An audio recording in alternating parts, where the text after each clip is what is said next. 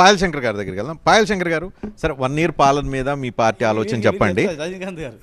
నేను అంటున్నాను కొంచెం డిబేట్ మారుద్దాము.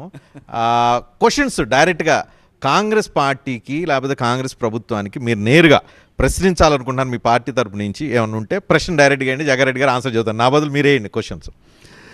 జగ్గారెడ్డి గారి మాటలలోనే సంవత్సర కాలంలో మా ప్రభుత్వం ఫెయిల్ అయిందన్న మాట వాస్తవమని వారి మాటలలోనే ఒప్పుకున్నారు. ఆ రోజు రాష్ట్ర కాంగ్రెస్ పార్టీ అధ్యక్షునిగా ఈ రాష్ట్రం ఎన్ని లక్షల కోట్లు అప్పులు చేసింది, ఈ రాష్ట్రానికి ఉన్నటువంటి ఆదాయం ఎంత, ఎఫ్ఆర్బిఎం పరిమితులు ఎంత, పూర్తిగా అవగాహన ఉన్నటువంటి వ్యక్తిగా రేపు రాబో రోజులలో మా కాంగ్రెస్ పార్టీకి అవకాశం ఇస్తే ఇన్ని రకాలైనటువంటి పథకాలతో మీకున్నటువంటి బాధలన్నీ దూరం చేసే బాధ్యత మాది అని కాంగ్రెస్ పార్టీ ఆ రకంగా అన్ని వర్గాలకు ఓఎస్ఎస్ ఫర్టిలిటీలో అమ్మ నాన్నలకి పర్సనలైజ్ ట్రీట్మెంట్ ఇచ్చారు.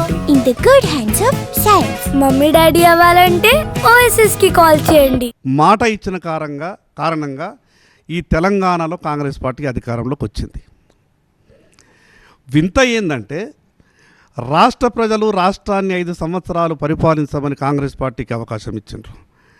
ఇచ్చినటువంటి అవకాశం ద్వారా 5 సంవత్సరాలు పరిపాలించి మీకు ఇచ్చినటువంటి మాట ప్రకారం మేము 80% 90% మీ సమస్యలన్నింటినీ పరిష్కారం చేస్తాం, తిరిగి మళ్ళీ మేము ముందుకు వస్తున్నాం, మమ్మల్ని ఆశీర్వదించండి అని సభలు ఇంకా రకరకాలుగా విజయోత్సవాలు చేసుకోవాలి.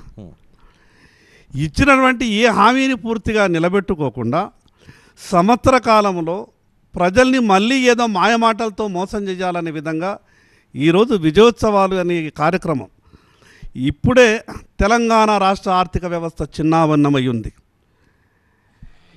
ఈ రకంగానే పరిస్థితికి కొనసాగితే తెలంగాణ రాష్ట్రం మరో వెనిజులాగా నెట్టింపబడుతుంది.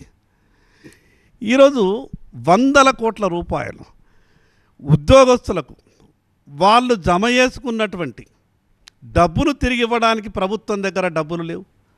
కానీ ఈ తెలంగాణ రాష్ట్ర డబ్బులతోని భారతదేశంలో ఉన్నటువంటి అన్ని రాష్ట్రాలలో అడ్వర్టైజ్మెంట్లు ఇచ్చి 100 కోట్ల రూపాయలు వృధా చేస్తున్నారు. ఒక పక్క చెప్తున్నారు ఆర్థిక వ్యవస్థ బాగోలేదు, గత 10 సంవత్సరాలు ఈ రాష్ట్రాన్ని పరిపాలించినటువంటి టీఆర్ఎస్ పార్టీ 7 లక్షల కోట్ల అప్పు చేసిన వాస్తవం. టీఆర్ఎస్ పార్టీ ఈ రాష్ట్రానికి అన్యాయం చేసి దాంట్లో ఎటువంటి సందేహం లేదు. వాళ్ళు అన్యాయం చేసిండ్రనే కదా, వాళ్ళు 7 లక్షల కోట్ల రూపాయలు తెలంగాణ రాష్ట్ర ప్రజల మీద అప్పుల భారం మోపిండ్రనే కదా మీకు అధికారం ఇచ్చిండ్రు. మీరేం గొప్ప గొర్రె పెడుతున్నారు. సంవత్సరం తిరగముందే 1 లక్ష కోట్ల రూపాయలు ఈరోజు అప్పు చేసిండ్రు.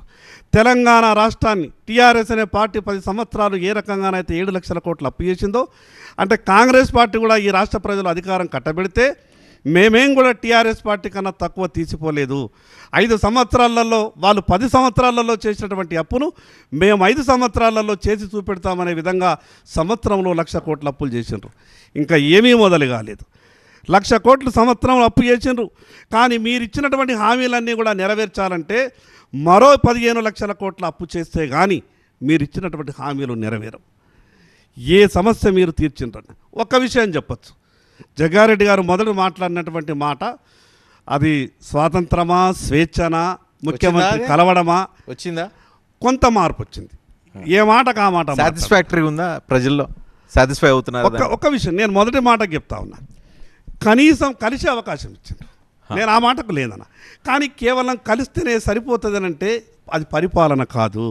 కంచె తీసేసినంత మాత్రాన స్వేచ్ఛ ఇచ్చేసిన మిగతా విషయాలతో మాకు సంబంధం లేదంటే అది పరిపాలన కాదు. ఎన్ని సంవత్సరాలు చెప్తారు మీరు ముఖ్యమంత్రి కార్యాలయం ముందు కంచె తొలగించడమని చెప్పి, స్వేచ్ఛా వాయువులు పీల్చుకునే అవకాశం ఇచ్చడమని చెప్పి ఎన్ని రోజులు చెప్పగలుగుతారు? మీరు సంవత్సరం పాటు గత ప్రభుత్వం చేసినటువంటి విషయాలనే చెప్తే అసలు మీ పరిపాలన ఎప్పుడు కొనసాగిస్తారు? ఒక విషయం నేను చెప్తాను. ఈ రాష్ట్రంలో రైతులు అప్పుల పాలవుతున్నారు, పంటలు సరిగా పండక ఇబ్బందులకు గురవుతున్నారని నరేంద్ర మోడీ గారు గొప్పగా ఆలోచించి పంటల బీమా అనే పథకం తీసుకొచ్చిండ్రు. ఈరోజు రాష్ట్ర ముఖ్యమంత్రి గారు ఆ రోజు పిసిసి అధ్యక్షులుగా ఒక మాట చెప్పిండ్రు, పంటలు పండక రైతులు నష్టపోతున్నారు, రేపు మా ప్రభుత్వం వచ్చిన తర్వాత పంటల బీమా అమలు చేసి రైతులు కట్టేటటువంటి ప్రీమియాన్ని కూడా ప్రభుత్వమే కడతామని చెప్పిండ్రు. సంవత్సరం అయిపోయింది కదా, రైతులు 2 పంటలు పండించారు కదా, రైతులు నష్టపోయింది కదా. మరి మీరు పంటల బీమా కట్టని కారణంగా ఈ తెలంగాణ రాష్ట్రంలో కనీసం 25 వేల కోట్ల రూపాయలు ఈరోజు రైతులు నష్టపోయారు. మీరు పంటల బీమాగిన కట్టి ఉంటే రైతులకు సంబంధిత కంపెనీలు నేరుగా నష్టపరిహారం వచ్చేటటువంటి అవకాశం ఉండే కదా. ఆ నష్టాన్ని ఈరోజు ఎవరు భరిస్తారు?